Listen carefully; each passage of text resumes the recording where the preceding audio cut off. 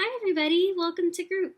Yesterday, I noticed that a lot of us were really enjoying playing with the translucent pipes, so I decided that it would be really fun if we got to explore some different types of material we could build with. Does anyone have any suggestions for what are some different things we could use to build? Wood? Yes, that's a great suggestion. We can use wood to build. And sand, yes, that's another great one. Thank you. We can make sand castles, and that's a different type of building. Does anyone know what a professional builder is called? A construction worker? Yeah, that's a great example. Another type of builder, it's called an architect. They build and they also plan, write the plans to build. Has anyone heard of an architect before? No? That's okay. We're going to read a book today called Iggy Peck, Architect, and we're going to learn about architects together. All right, so now we're going to read the book Iggy Peck, Architect. By Andrea Beatty. Illustrated by David Roberts. Does anybody know what the illustrator does? That's right. They draw the pictures in the book. Good job. Read by Miss Jill. Young Iggy Peck is an architect and has been since he was 2. When he built a great tower in only an hour with nothing but diapers and glue. "Good gracious, Ignatius!" his mother exclaimed. "That's the coolest thing I've ever seen." But her smile faded fast as a slight wind blew past, and she realized those diapers weren't clean. "Ignatius, my son, what on earth have you done? That's disgusting and nasty. It stinks." But Iggy was gone. He was out on the lawn, using dirt clods to build a great sphinx. Iggy used dirt to build. That's another thing that we can use to build. When Iggy was 3, his parents could see his unusual passion would stay. He built churches and chapels from peaches and apples, and temples from modeling clay. Has anyone ever used modeling clay before? Yeah? It's fun, huh? At dinner one night, to his father's delight, Iggy got a bright gleam in his eye, and out on the porch built the St. Louis Arch from pancakes and coconut pie. Dear Ig had it made until 2nd grade, when his teacher, Miss Lilla Greer. On the very first day, she had this to say: "We do not talk of buildings in here. Gothic or Romanesque, I couldn't care less about buildings, ancient or new." She said in her lecture about architecture that it had no place in grade 2. Why do you guys think that Miss Greer didn't like building? Do you think that she wasn't inspired to build? Or maybe she just didn't enjoy it? We'll have to find out. That might seem severe, but she was sincere, for when she was no more than 7, she had a great fright at a dizzying height in a building so tall it scraped heaven. On an architect's tour of the 95th floor, young Lilla got lost from the group. She was found 2 days later, stuck in an elevator, eating cheese with a French circus troupe. It took her 2 days to get found. No wonder she didn't like building. She was probably really scared. After that day, it's quite safe to say, she thought all building lovers were nuts. As a teacher, she taught that, above all, one ought to avoid them. No ifs, ands, or buts. As you might guess, it would cause Iggy stress to hear such terrible talk. But he didn't hear. He sat in the rear while building a castle of chalk. "You, Iggy Peck! Your desk is a wreck! Tear down that castle right now!" Do you think that his castle that he worked hard on to build, do you think it looks like a wreck? I think he worked pretty hard on that. It looks like he put a lot of effort into that. How do you think that made him feel?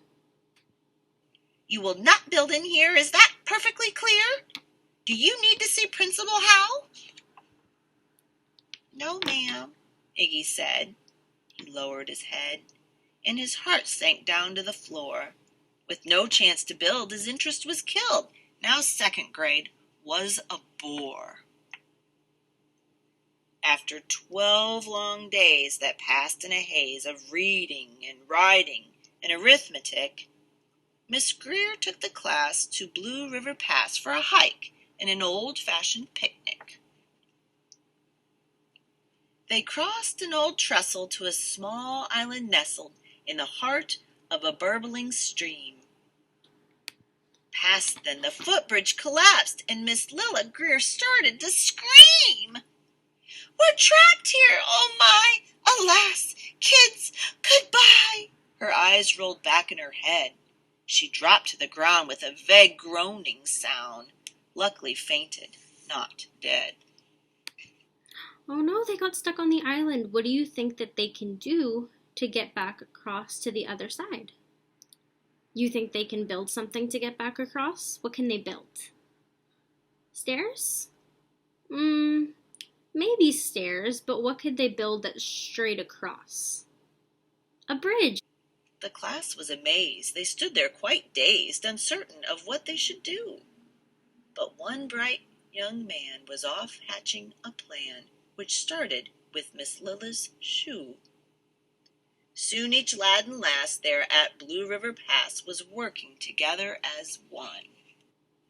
And when she came to, Miss Lilla Greer knew that something quite brave had been done. She looked in the air and saw hanging there a structure with cables and braces. And a structure is another word for a building. On the far side, beaming with pride, were 17 smiling young faces. Boots, tree roots, and string, fruit roll-ups and things, some of which should not mention, were stretched ridge to ridge in a glorious bridge dangling from shoestring suspension. It all became clear to Miss Lilla Greer as she crossed that bridge over the stream. There are worse things to do when you're in grade 2 than to spend your time building a dream. What do you think that the book means when it says building a dream? That's right. You dream up things and you can build anything. You use your imagination. Good job. Now, every week at Blue River Creek Elementary in second grade, all the school kids can hear, along with Miss Greer, how the world's greatest buildings were made. The weekly guest speaker, in a t-shirt and sneakers, talks of buildings from Rome to Quebec. And of course, he's the guy who builds towers from pie, that brilliant young man, Iggy Peck. The end. So, after reading the book, is there any other materials that you notice we could use to build a structure with? Yes, that's correct. In the book, they used sticks and they used string. And yes, they used diapers. I don't know if we're going to use diapers in the classroom, but yes, they used modeling clay. That's another good one. Thanks for sharing. All right, everybody, it's time to break off into our centers now. So we're going to have a few different learning centers in the classroom today that have to do with building. In the math center, we're going to be using different sized blocks, and they're going to be different weights. So some are going to be really heavy and some are going to be really light. And I want to see how that affects your building. In the science center, it's going to be a sensory table activity. So we're going to have sand and a bunch of sand toys, some trucks, and some shovels. And we're going to be using wet sand, and some are going to be using dry sand.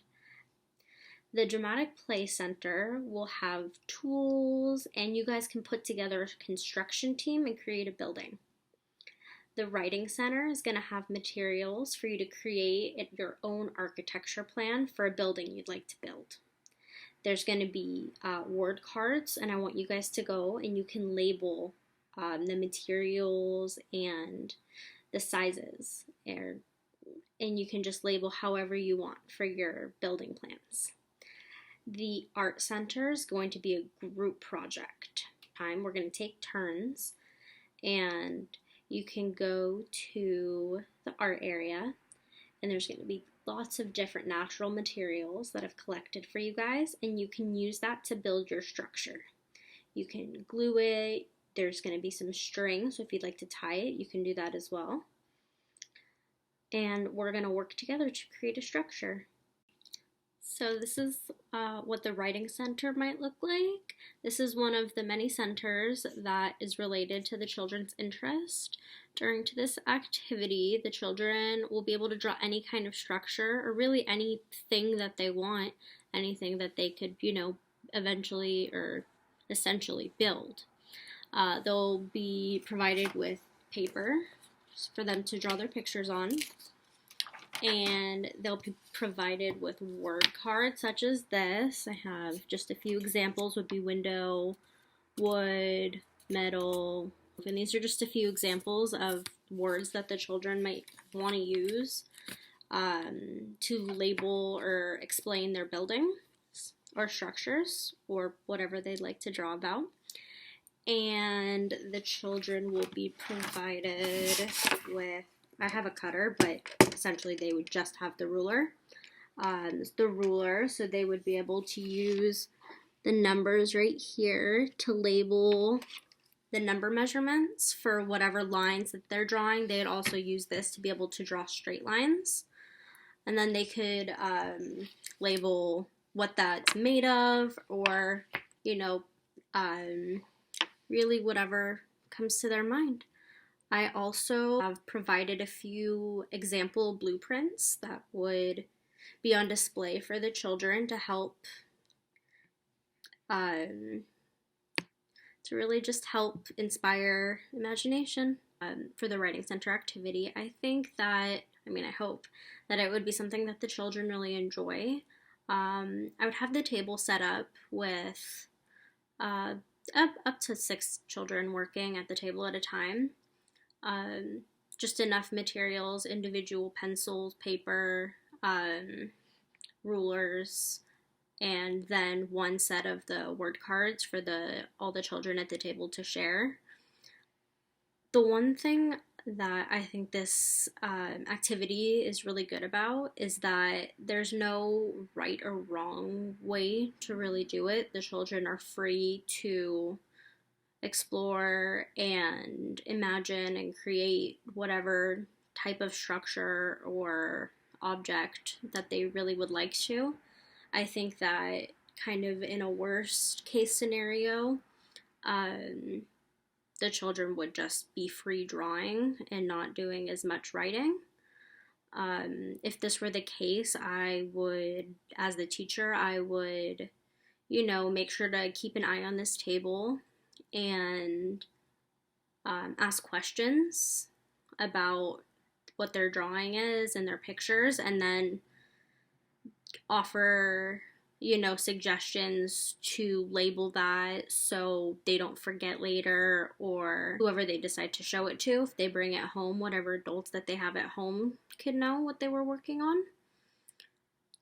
But I feel like essentially the children would have a good time working with this because it's really allowing that freedom of imagination.